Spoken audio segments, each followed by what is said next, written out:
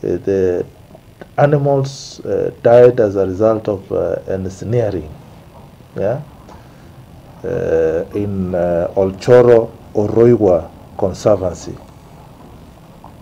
That is where this incident happened. So I just want to confirm that we have launched investigations into the cause of this death. As a government, our duty is to protect the people of Kenya, their properties, and our wildlife, which is our heritage.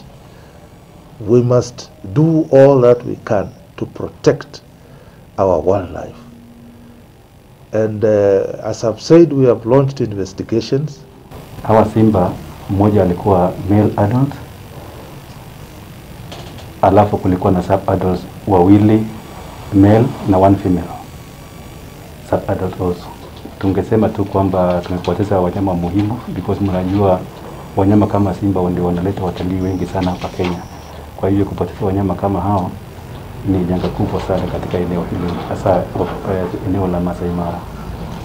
Tuko na estimate ya 556 lions in the Masai Mara ecosystem.